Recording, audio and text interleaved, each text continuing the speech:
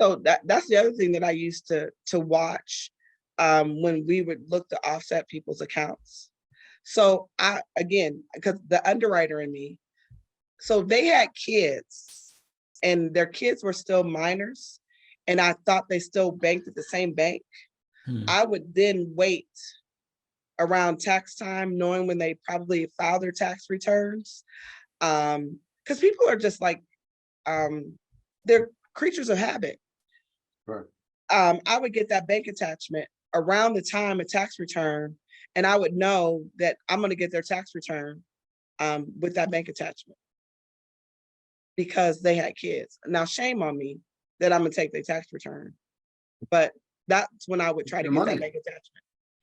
It's No, you know, technically- and I had a conversation once with a friend of mine where I was kind of feeling bad that I was forcing this contract.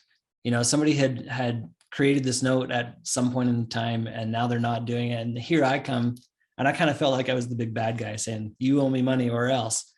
And in this conversation with my friend, he said, "No, you're holding them accountable to something they've already agreed to." And he's totally right. And that made me feel a lot better about it. And anybody who knows me knows I am the least vengeful person you've ever met. But I believe in fair, and I believe in, you know, doing what you say you're going to do. And so me holding them accountable to what they've already signed up for, I'm totally okay with that. You know, and you could choose not to do this, right? That's a big thing. Say you have an older couple and the husband passes away and the Right. wife loses the house. Yeah. You technically go after her? You can, but you don't need to, right? Right. You can have the option to. Randolph mentioned tracking them through a license plate. I don't know how we can do that, but that's a great idea. We can try to find anyone that way. But I think that for me, that you can, this opportunity to take people who may just be screwing you at times, or just didn't play ball, play games, maybe file, you know, BK twice, where you can just. Okay, so you know, if they file BK, you can't pursue the deficiency. Just so you guys know. So if they've been discharged in the bankruptcy, you can't pursue the deficiency. It's Well, I'm gone. saying more the people who may file at the last minute and then never do the plan and then do it again. Yeah, the notorious filers. Okay. Yeah, right. Those people you can definitely file against once you can get the foreclosure and the BK barred, frozen for a minute. Go after those people that just play games. This is something we have the opportunity to do, and I don't know many people who have done it. And I think it's the fact of lack of knowledge, lack of experience, but because it's not commonplace to be happening, but it is possible to do in certain states, of course.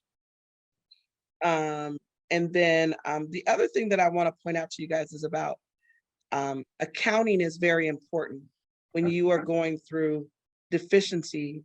You know, if you want to pursue a deficiency balance, if a judge is going to, you know, if a judge is going to challenge you on your balance when you're trying to pursue a deficiency.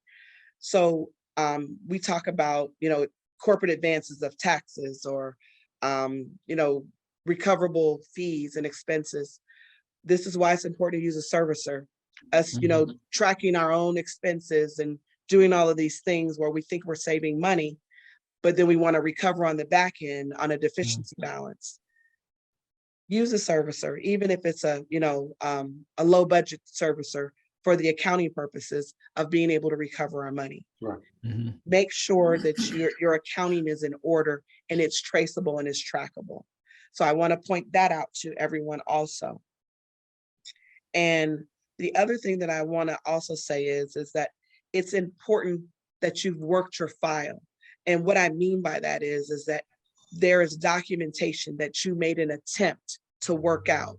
There was an attempt to make reaches.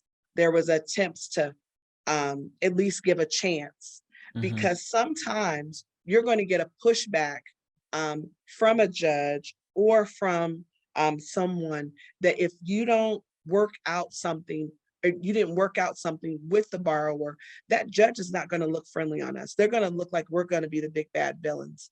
So at least if we did what we were supposed to do as the creditor, as the lender, then if we do the judgment, if we do the deficiency, if we do the offset, we did what we were supposed to do, and we followed and we were compliant on the books. Yeah. So I think that that's For the judges, that's a much That's better huge. approach. And they will be more gracious with our requests and understand our request better than if we're just fly by the night doing half-ass kind of situation. And we learn ourselves that the more we put into this and the more good faith we put into it, and you tried everything, the judges will respect that request at that point. Mhm. Yeah. And also policies and procedures. So you know how you heard me say that every file that when the foreclosure was completed, we documented if the deficiency was barred or not, that we documented it in the system. It was an automatic deficiency barred, deficiency not barred, deficiency pursued, deficiency not pursued. We documented that. So if anybody ever audited us, where a borrower would say that they're targeting me, they're picking on me. So this was just part of the process where you didn't get this emotionally out of control because you've used your IRA money and you're hell bent, and I'm gonna go get this person because they didn't pay me back, and I'm gonna do everything in my power because they pissed me off on the phone. We in our world, in our space, tend to be a little bit more emotional than just the regular banker, collector, servicer, collector. So I kind of want to bring that into you guys too, to just kind of think about that. We are human. It sometimes it's not easy. It is our money. We've worked for it. We are investors. We're risk takers. Some of our risk tolerance aren't always the same. Some of our risk tolerance are high, some of them are low. And we have to think about all of those things, even when we're thinking about a deficiency judgment. Yeah. We have to be machine-like too, right? We have to be just that boom, boom, boom, boom. Hey, listen, anything we have, it's a 20% loss. We do this, X, Y, Z, and come from about of a business versus it's an investment. That's a good point, because a lot of people think about this as a business, but they act like it's an investment, which is, it is an investment, but you can't treat it in the eyes of the court as, hey, it's my money, I want it back in certain situations. You know, we've had throughout the years where we've had opportunity to do deficiency judgments, and I've often not, you know, most time they have no money really to a point, right? Can I go after the, you know, we had one, it was $100,000 loss situation, but it was an old lady, that husband was just, it was wheelchaired, and they were to get $600 back in tax, nothing coming through.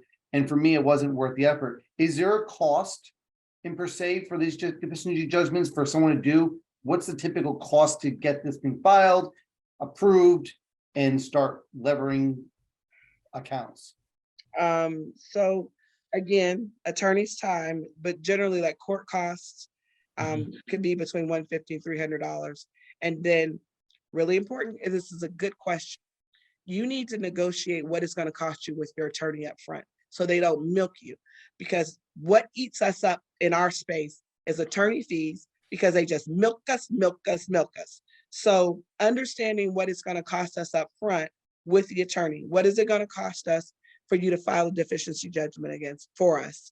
Is it included in our foreclosure cost? Every time you you send an offset to a bank, what is that fee? What does that look like? Look at their fee structure. If there's additional administration costs, and also, is it a cheaper rate if your paralegal does it versus you doing it? This is true.